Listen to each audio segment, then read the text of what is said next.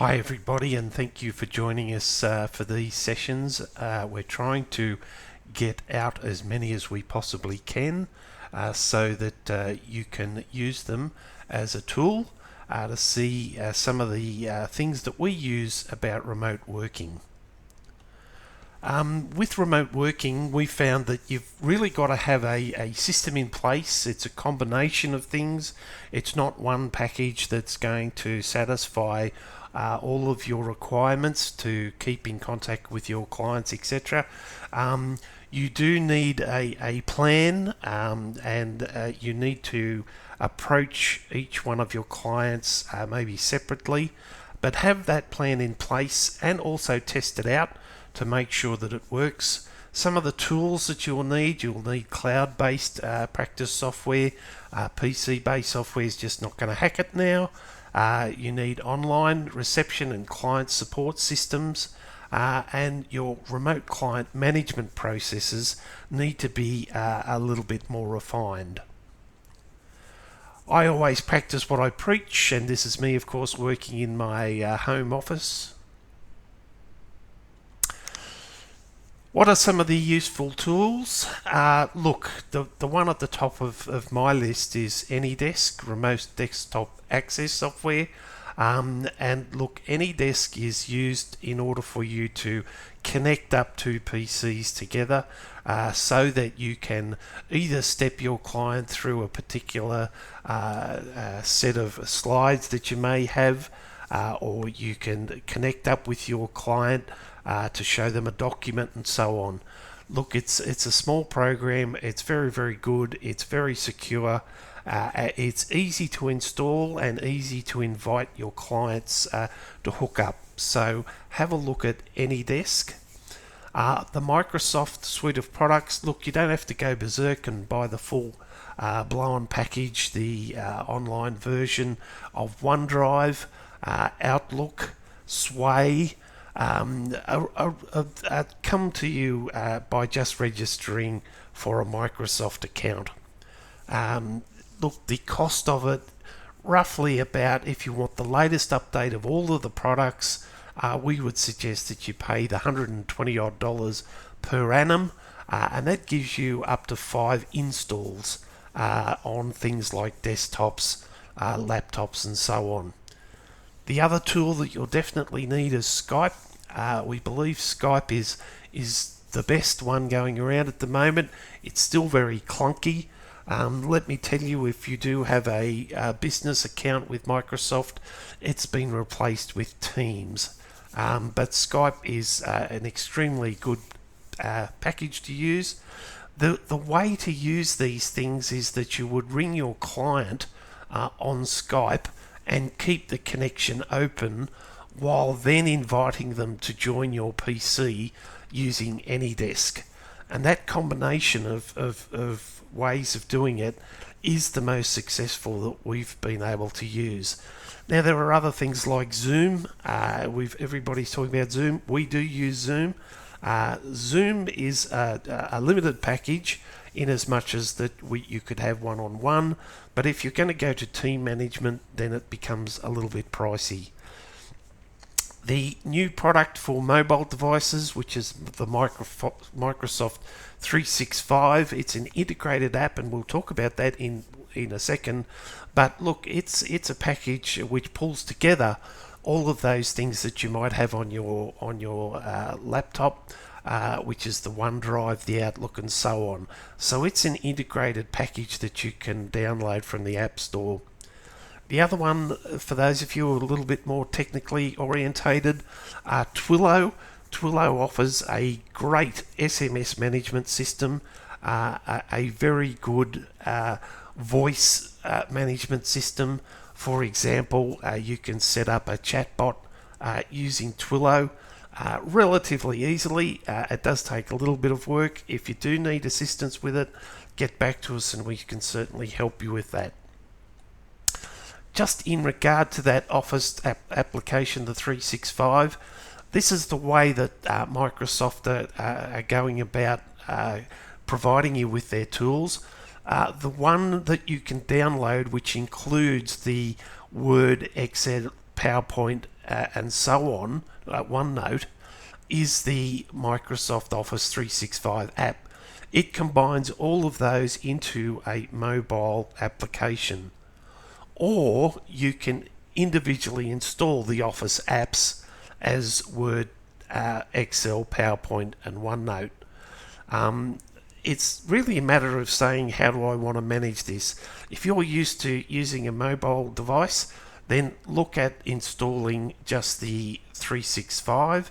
If you're one of those people that takes your laptop with you everywhere, then it would be a good idea to install the Office apps individually.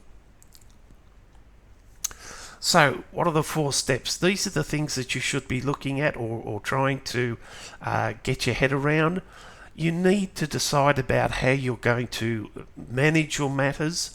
Can I set a matter up into my file register remotely? Can I update that information very easily? Can I interrogate it in other devices? So matter management. Remote team management. So now that you've got your data able to be viewed from various places, how are you going to manage your team? How are you going to communicate with your team that are no longer in your office? How are you going to engage your client? How are you going to keep that commitment of communicating with your client going? And of course, all difficulties create challenges and problems. And look, this is a great way to think about innovation and how you can look at new ways of delivering your services to your clients. So let's look at matter management. It's got to be end to end. In other words, it's got to be one that complies, gives you the ability to update. One of the big requirements this year in external examinations is how are you maintaining your registers, and your matter register is the biggest one you have. But look, it all starts from engaging. The importance of client identification now becomes paramount. How do you verify your client? How do you know your client if the client is not in front of you anymore? Well, look, we've got a way of doing that. We will explain that to you. Disclosure. You have an obligation to disclose your fee estimate and cost to your client. You also need to get that information back that says that your client has agreed and understands what you're going to do for them. So disclosure is a very, very important element.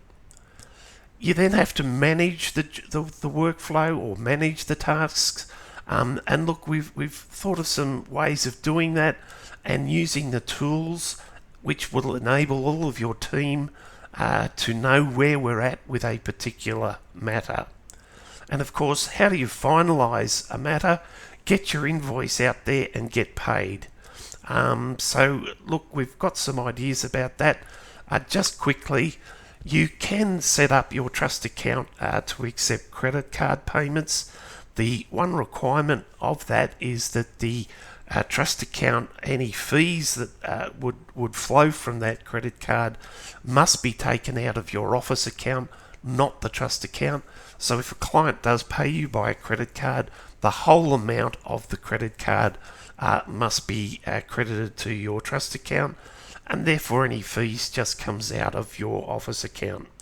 Quite fine to do that. That way you've got your funds in place and you can invoice your client in due course. Okay, how do you verify your client? Well, look, in Cabinet we've got a digital ID from Australia Post. We've had it for some time. It's a matter of being able to verify documents that your client provides to you. Now, a client, if you're hooking up with Skype and you're talking to your client, then it's a matter of being able to take numbers down of the various documents. So, for example, passport numbers and driver's license numbers and so on. Once you are online with your client, it's a simple matter of clicking on to the verification of identity and then entering a new digital ID, and that way you can enter the numbers into the system for a driver's license or a passport, and then that will come back to you and verify against the names that the system has on file. It also will provide you with a check number which will guarantee that verification of those documents. Cost disclosure. How do you then, what are some of the tools you could use? Well, look, it's a matter of getting a document out to your client which fully outlines all of the costs involved, what you're going to do, and so on. In the past, I suppose what you've done is done a Word document, produced a PDF, sent it out via email. Look, that's getting worse and worse in terms of security. It's possibly better to do it the way we're doing it, in as much as that you would create that document. You would send them out an email advising them of your cost disclosure, and the cost disclosure document is attached as a link. Now look, I'll show you a document here. We're just loading up Microsoft Word. Here is a cost disclosure statement that we've just set up, outlining fully the scope of work, the solicitor involved, the professional fees, and so on. And it's quite a large document. But you can also send that document as something else. You don't have to send it as a Word document. You have, for example, tools that will change this document. Seeing that we're now having to send these documents out online, we don't have to send them as PDFs anymore. We can send them with a share, and I'll talk about shares a little bit more. Now, what a share is basically the ability for you to get a link to this document so that the client can click on that link, and you can use that link in a lot of ways. I'm just going to go back down here and just go to one other option for you, which is new, which is called transform. Now, when you transform a document, you change it from a Word document to virtually a web page. And a web page, you can make it as fancy as you like. Look, we like to use Studio. And what that does is that it actually transforms that document into something that you can show to your client on a mobile device or onto any web page. So it's not a Word document anymore.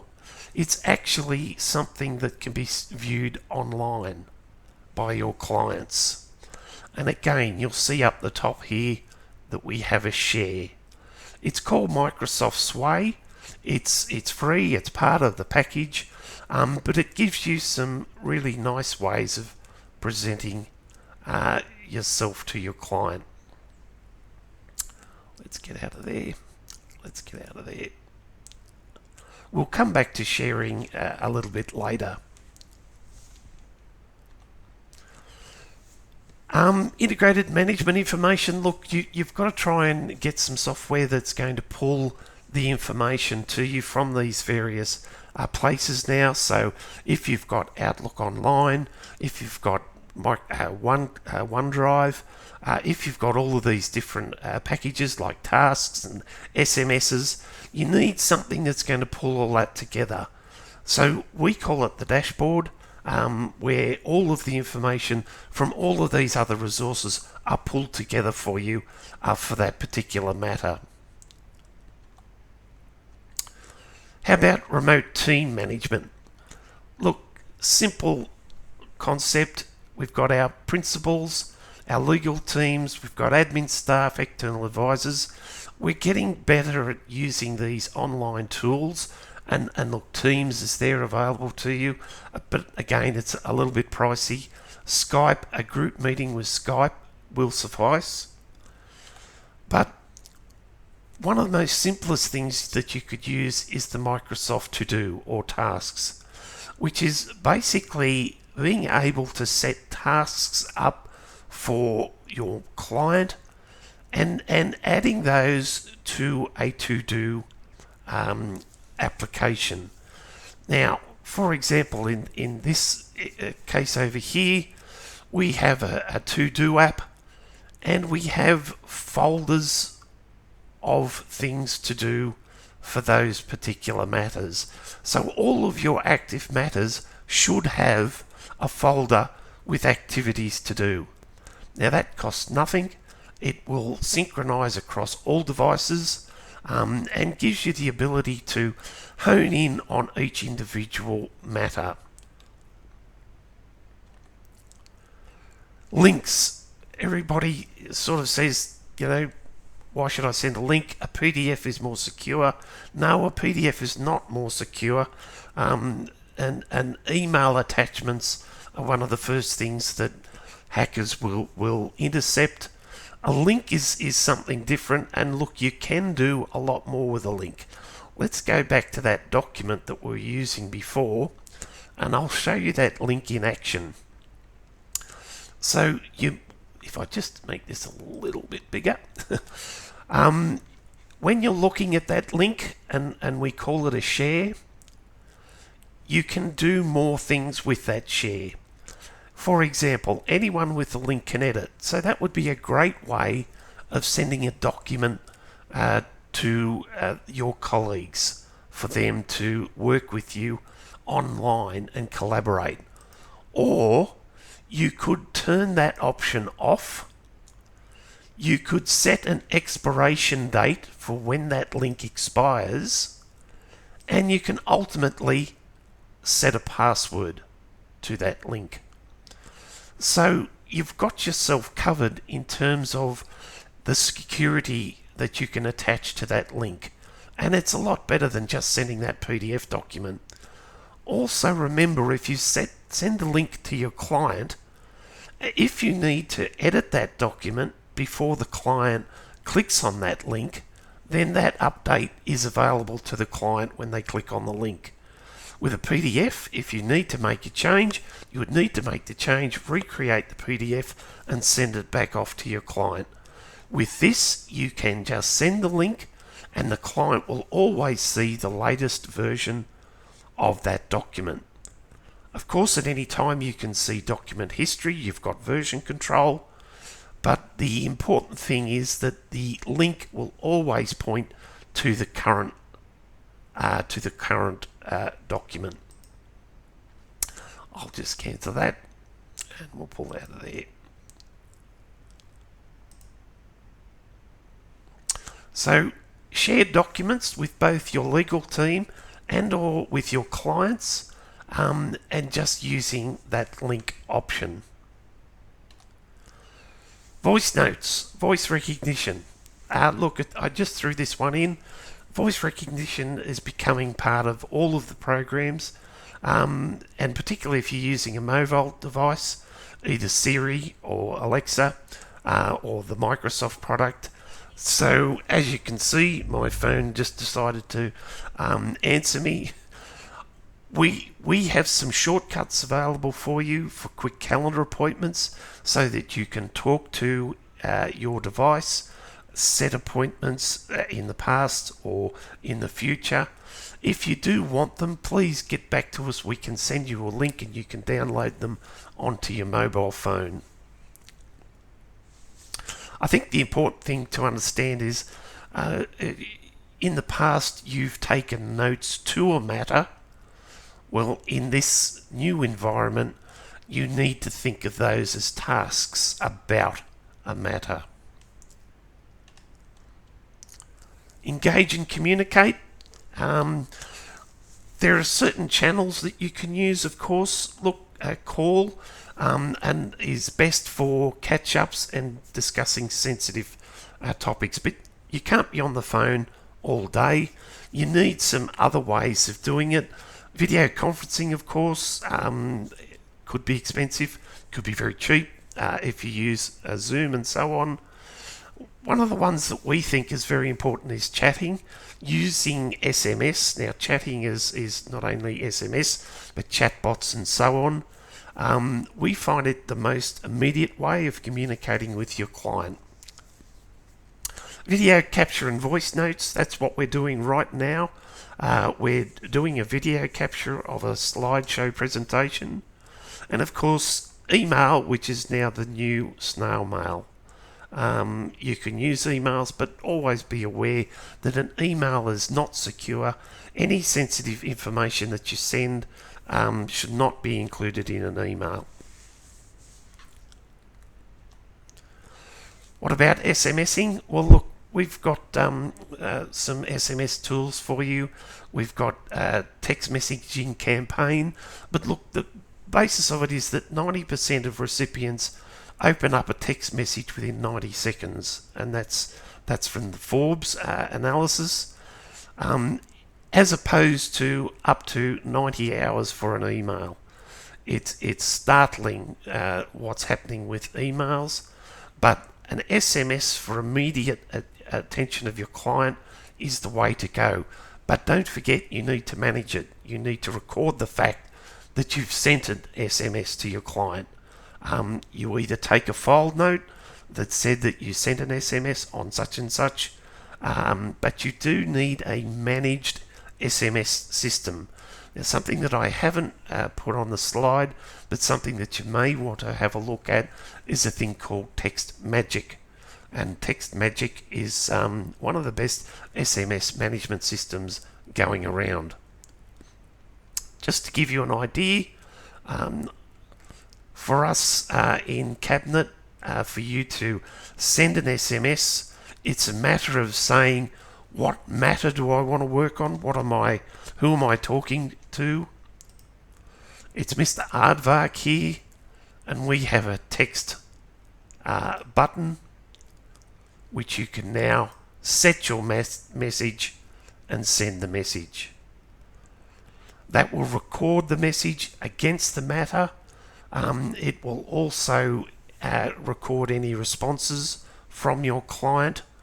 And it's a managed way of looking at SMSs.